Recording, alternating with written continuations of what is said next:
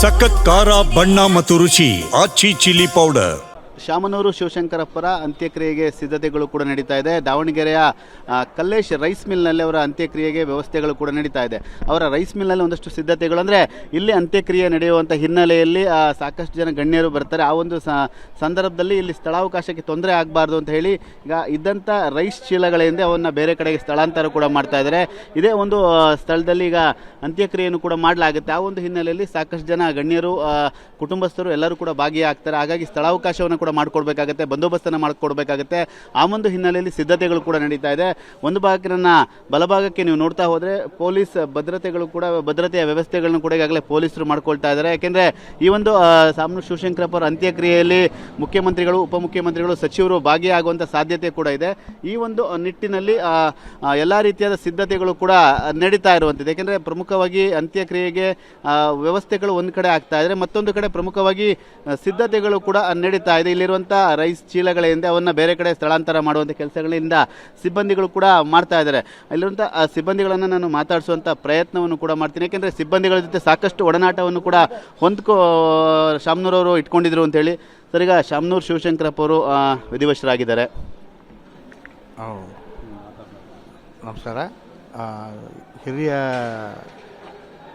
ಶಾಸಕರು, ನಮ್ಮ ದಾವಣಗೆರೆಯ ಅಭಿವೃದ್ಧಿ ಹರಿಕಾರರು, ಅವರು ನಮ್ಮನ್ನೆಲ್ಲ ಅಗಲಿ ಹೋಗಿದ್ದು ನಮಗೆ ತುಂಬ ನಷ್ಟ.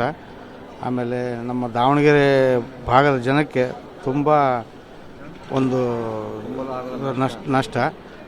ಅವರು ನಮ್ಮ ವ್ಯಾಪಾರಕ್ಕಾಗಲಿ, ನಮ್ಮ ಸ್ನೇಹ ಇದಕ್ಕಾಗಲಿ ಎಲ್ಲದಕ್ಕೂ ಸಹಕಾರ ಕೊಟ್ಟು ನಮ್ಮನ್ನೆಲ್ಲ ಬೆಳೆಸಿದ್ರು. ನಾವಿಲ್ಲಿ ಸಣ್ಣ ವ್ಯಾಪಾರ ಮಾಡ್ಕೊಂತ ಬಂದಿದ್ದೀವಿ, ನಮಗೂ ಸಹಕಾರ ಕೊಟ್ಟು ನಮ್ಮನ್ನು ಬೆಳೆಸ್ತಾ ಇದ್ದಾರೆ.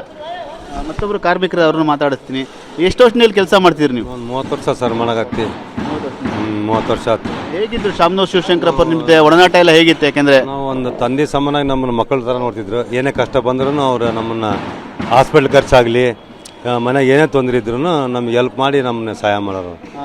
ಎಲ್ಲರನ್ನು ತುಂಬ ಚೆನ್ನಾಗಿ ನೋಡ್ಕೊಳ್ತಾ ಇದ್ರು ಅಂತ ಅವರ ಬೇರೆ ಬೇರೆ ಕಡೆ ಜೊತೆ ಕೆಲಸ ಮಾಡಿದಂಥ ಸಿಬ್ಬಂದಿಗಳು ಕೂಡ ಹೇಳ್ತಾ ಇದ್ರು, ಅವ್ರ ಕಾರ್ಮಿಕರು. ನಾವೆಲ್ಲ ಇಲ್ಲೇ ಭಾಳ ಚೆನ್ನಾಗಿ ನೋಡ್ಕೊಂಡ್ರೆ ನಮ್ಮನ್ನು. ನಮ್ಗೆ ಯಾವ ತೊಂದರೆ ಬಂದರೂ ಅವರೇ ನಮ್ಮ ಬಗೆಹರಿಸೋದು.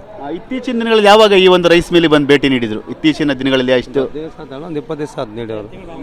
1.5 ತಿಂಗಳ ಮೇಲೆ ಬಂದು ಅವ್ನು ಭೇಟಿ ನೀಡಿ ಬರ್ತಾ ಇರೋರು. ಆಗಾಗ ಇಲ್ಲಿಗೆಲ್ಲ ಬರ್ತಾ ಇರೋರ? ವಾರಕ್ಕೊಂದ್ಸಲ 2 ಸಲ ಕಂಟಿನ್ಯೂ ಬರ್ತಾ ಇರೋರು.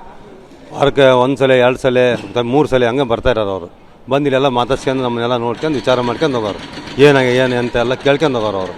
ಇವತ್ತು ಅವ್ರಿಲ್ಲ ಅಂತ ಸುದ್ದಿ ಕೇಳಿದಾಗ ನಿಮಗೆ ಏನು ನೋವಾಗೈತೆ ಮನಸ್ಸಿಗೆ? ಯಾಕಂದ್ರೆ ಇನ್ನು ಒಂದು ದೊಡ್ಡ ನಮಗೆ ಒಂದು ಇದು ಅನಾಹುತ. ಒಬ್ಬ ಮಾಲೀಕರು ನಾವು ಇದು ಮಾಡ್ಕೊಂಬಿಟ್ಟಿವಲ್ಲ ಅಂತೇಳಿ.